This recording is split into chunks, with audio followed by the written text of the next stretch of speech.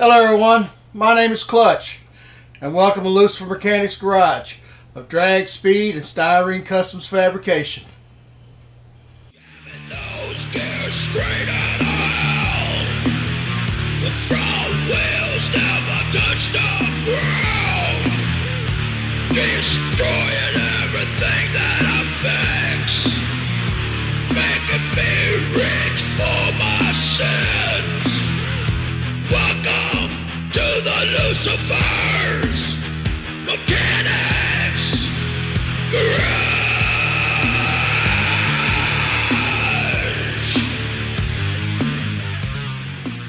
In this video, we're going to be showing you the bracket that we're going to be making. It's going to go across here, and it's going to have two brackets on each side. It's going to have 3 holes drilled out, and it's going to have a hole drilled out. It's going to have a piece of tubing that's going to go across here. That's going to hold our ladder bars for our heim joints. Now, how we're going to achieve this is I already cut a piece out. As you can see right here, it's an 1/8 inch wide. But what we're using is we are using some K&S metals, 5000s, brass sheeting. This stuff is really malleable. It bends really easy. I usually wouldn't use this for like when I make leaf springs and stuff. I use 10,000s. But for brackets and stuff that I need bent to make duplicates or stuff like this, I go down to 5000s. It makes it a lot easier to work with and everything. So we're also going to be using again the 37,000s, 37,000s tubing. Like I said, it's got 18,000s ID, and which is perfect for R&B motion bolts. And we're going to basically be making it to go across here like that, and then our bracket's going to go on there. So I'm going to go in here and bend this up and get the brackets ready, and before we start soldering everything in, I'll give you guys a look at how we did everything, laid everything out, and then we'll just take it from there. Okay. Alright guys, I wanted to show you something here a little bit that might just save you a little time on cutting more material and everything. As you'll see right here, these pieces are small. Now these are the pieces that's going to go across, that's going to bolt to the heim joints. I got to make 4 of them, and they're going to be 2 side by sides when I solder them. As you can see, I got the lines off of me, my holes off here. I had them laid out right and everything. Just my eyesight's getting so bad with me wearing 2 sets of bifocals just to try to see that. It's getting more and more impossible for me to drill these little holes out like this, in a straight line. But that's all right, because we still got to go in and shape it up and everything. But what I was getting to is when I messed up here and I wound up drilling this out to 0.037 thousandths, okay, which is this rod right here that I bent up. As you can see, is going to they're going to fit on that. Okay, that's got the little dip in it. That's going to be like a dry shaft safety loop kind of. So what I wanted to get to is when you drill these holes out. Now these right here were just 18,000s holes. Okay. Now this one right here where I messed up is since this right here is going to be my template that I'm going to drill the rest of these out with. I went ahead and accidentally drilled that out to like I said, 0.037 thousandths, and I wished I wouldn't have. I wished I would went ahead and left it 18 and then transferred them all. But so what I did was, though, I just tell you the steps that I did, and I'll tell you the reasons why. I'll drill it out 0.018 thousandths. Then I went up to like 30 something. Then I went up, I don't know, like 26, 27 thousandths. Then I stepped up to 37 thousandths. Now the reason you want to step up like that from drill bit to drill bit is what happens is if you try to drill that out with this thin of material with 5,000ths, what happens is it will catch and it will wind up stretching your piece.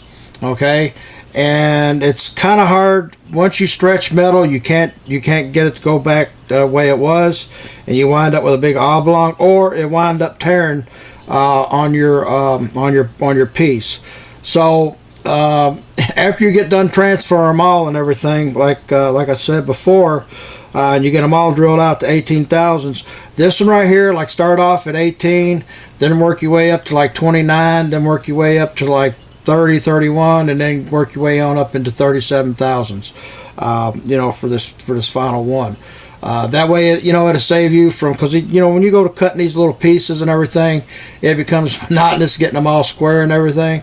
So but all I got to do now is I'll just, since this is going to be my transfer piece, I'll just put it on top of these pieces, and I'll just mark it with the 37,000s drill bit. It'll have a center on it, and then I can just go in and then take my scriber here, which I use as a punch, and then I'll just punch that center, and it'll be dead on. Okay. But I just wanted to run that across to you guys, just to kind of show you kind of how I was making them and what not to do, when you're drilling them out. Okay. All right, everyone. For this next part, I want to apologize again. I forgot to hit the record button, but I'm just going to go over real quick how we did these brackets and everything. To attach to the heim joints off the ladder bars. I didn't glue it in yet. As you can see, it's loose inside the frame. The reason being is because I had to spray it with a self-etching primer because it's brass. And so what we did was let me go over it real quick. In the last video, seen that we bent it up. Kind of sort of a safety loop, because the dry sheet's going to go through there underneath it.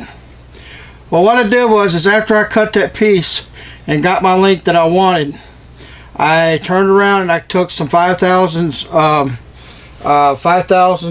brass sheeting, and I cut out my little squares here, and I drilled out the holes to 37,000s. Okay, and did 2 of them, and then I mounted them right here inside the body with a couple spring clamps. Okay, then after I got that set and got it to where the head is where I wanted it, because the reason I did it like that was, as you see a lot of people, what they do is they'll just make this plate, and then they'll just weld the bar on the inside of there. Well, if you drill that out and to where it goes all the way through and weld it on both sides, you pretty much will have 100% duty weld on both sides. To me, that's a little bit more structural than it is if you just weld it on one side. You know what I mean? So after we did that, what I did was you remember the brackets that we did for our heim joints. What I did was before I soldered these on, as you can see, let me move in here a little bit so you can see these. Now what I did was, as you can see, we wound up taking one of the holes out to shorten it a little bit, and we got everything lined up to where they slid over the brass tubing. Okay. Then what I did was I took a piece of let's see. I took a piece of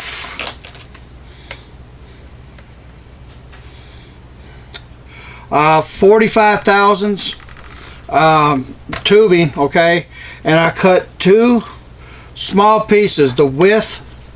I cut them the width of the heim joints. I really don't know the width of them. Off the top of my head here, I don't have them out here. But as you can see, I cut 2 of them and put them between the 2 brackets. Okay. Then what I did was I took a piece of like another piece of brass, and made it to where it was the same width as the heim joints, and put some non-stick solder and stuff on it, so that way it wouldn't weld it to these 2 pieces. Coated it, put it between there, and then turn around, put that divider in there, and then clamped them on the way I wanted it, so that way I would have a good square fit. Okay, then I put them on there, got them where I wanted them. As far as like putting the ladder bars where they're going to be set, got it all lined up here with this, and then I turned around and soldered the whole unit at one time together. You know, the two pieces, the two brackets, and then the piece of tubing that goes in the center. That way we can have a good square piece to start with in between here. You know what I'm saying? And everything came out. And then that was basically it, guys. What I wound up doing is the four pieces that you seen that I had laid out in the last video before this one. I went out and made new brackets and did it the way I said. I went ahead and just did the 18 thousandths holes, and then turned around and transferred them all. And then when I got them all laid out, I did the 37 thousandths holes that slid over here. So everything was set. Now all I got to do is just get ready. When I get ready to line everything up, I'm gonna go back in here and I will just glue this in place where it's supposed to be, and we'll be set. You know what I mean? So we get done with the rest of the chassis and everything, and get everything set. Sorry about that, guys. And get things going. Like I said, guys, I'm sorry I keep forgetting to hit the record button when I do this. You know, but everything is set the way it's supposed to be. Our next step that I'm going to be doing is the coilovers that I already had made are too long. So the next how-to I'm going to do is I'm going to show you guys how to modify the R&B Motion shocks. So in case, you know, like I said, they come in 3 standard sizes. You know, they got the ones, and they got the ones that's got an extension, and they got an extension longer than that one. But sometimes when you're looking for a certain height or something like that, you have to modify them. So I'm going to show you guys how to modify them, and just do a short little video on that.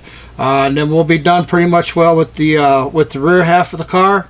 As you can see, you know, we got everything set. We got our, you know, our brackets and everything set in there. You know, for our coilover mounts for the top of the frame, we got this set. And then our next stop is we're going to do a how-to on putting a single elliptical spring on the front. We're not going to do the traditional, you know, dual ellipticals right here. We're just going to do a single, you know, like on the Model A's and the 34s and stuff like that you see. It's going to come up like this. So as you can see, I already got the brackets made and already extended the front ends, put the straight front end on it and everything. And that's going to be our next step, guys. That I'm going to do a video and show you guys how if you want to do it. Okay. So stay tuned, everybody. Like I said, I apologize again for skipping doing that. But sometimes you just get ahead and you get to going and you forget to hit the record button. So, but anyway, guys, I hope you enjoyed this little how-to. And hopefully that you'll be able to do it, and you know, and make you a set of ladder bars from beginning to end. So like I always say, everybody, love your families, love your pets, love your friends, build smart, build efficient. Until next time, brothers and sisters, we'll talk to you later. Bye.